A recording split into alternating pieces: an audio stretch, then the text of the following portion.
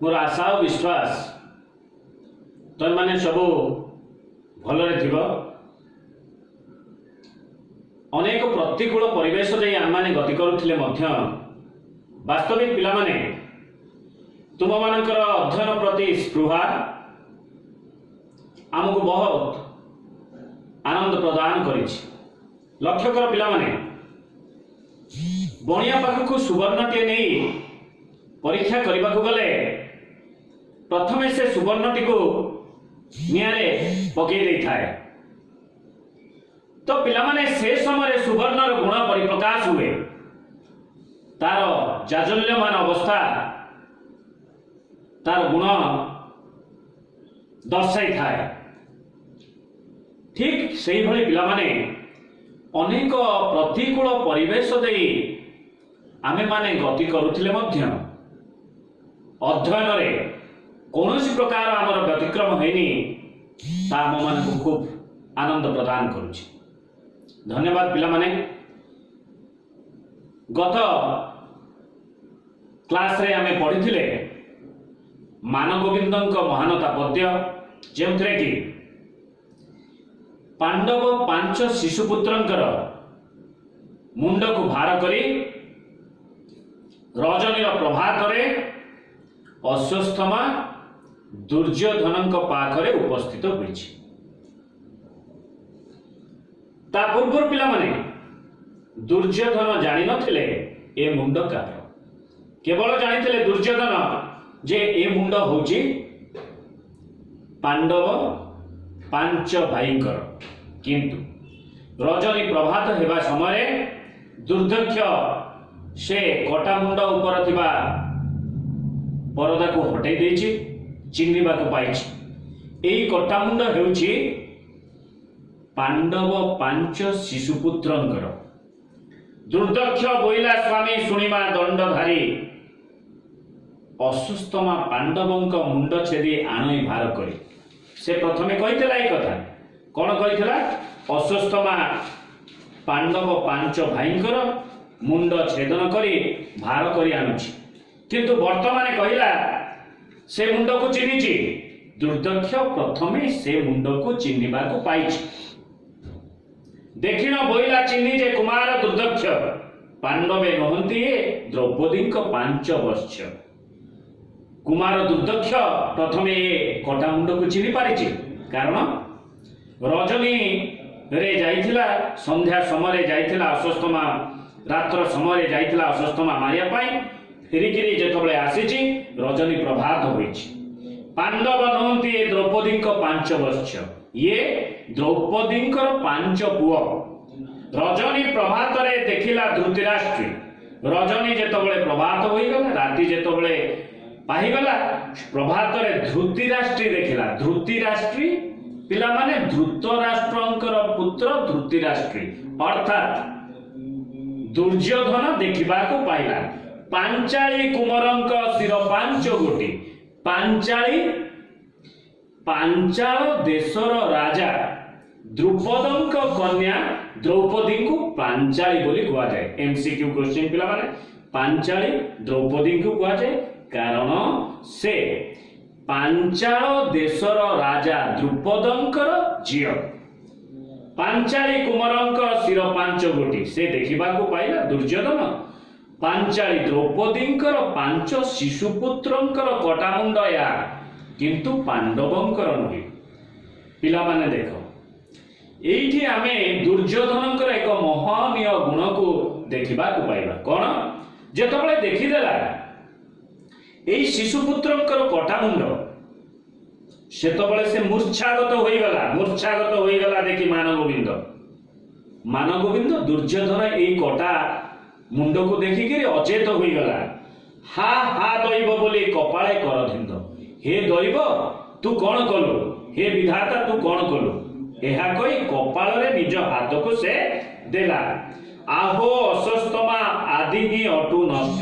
जो अश्वस्थमा को पूर्वे बेस प्रशंसा करथिला काहेकि से पांडवंकर मुंड छेदन करूची बोली दुर्दक्षर वार्ता शुणिकी यही कही मात्र एबे से अश्वस्थमा को निज सम्मुख देखि गाड़ी कला कहला आह अस्वस्थमा आदि ही अतु नष्ट। हे अस्वस्थमा तू प्रथम नष्ट यह मु जानी तोहर प्रकृति जानी मु न बांधिली मुकुट तोर प्रकृति मु जानिकरी तो मुंडरे मु मुकुट बांधि नथिली अर्थात तते राज्य भार प्रदान करू नथिली।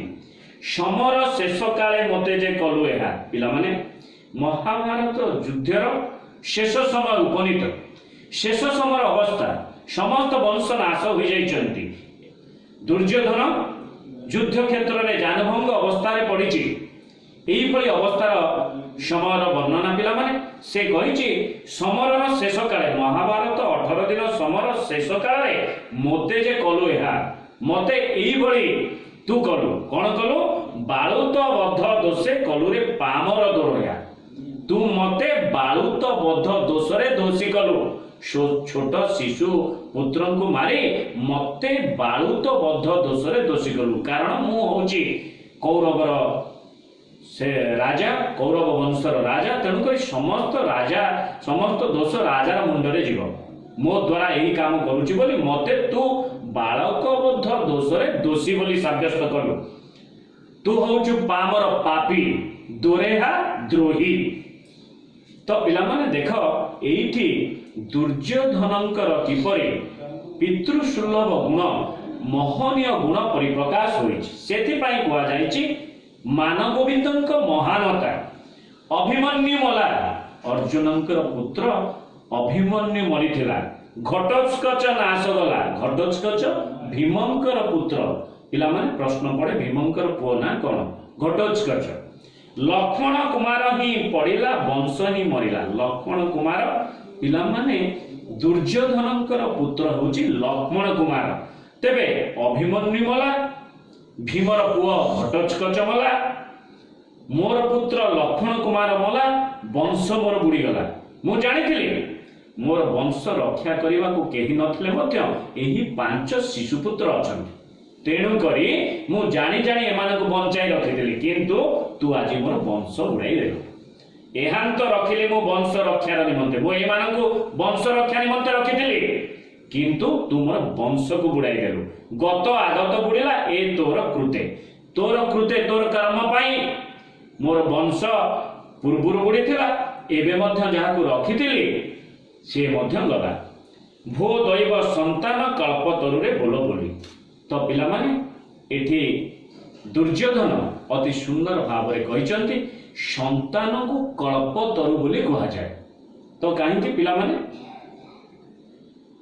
पितांकर मनरे थिबा वांछा इच्छा आकांक्षा सब संतान माने पूरण करती जेपरि कल्प वृक्ष पाखरे निज मनस्कामना पूरण करबा पई आमे मानसिक करिथाउ तो पिला माने ताहा कालक्रमे ताहा शेष हुए मानसिक पूरण हुए ठीक सेही परि पिता मातांकर मानसिक मनर थिबा कथा को संतान माने पूरण करिथिबार तांको संतान मानकु कल्पतरु बोली कहा जाए।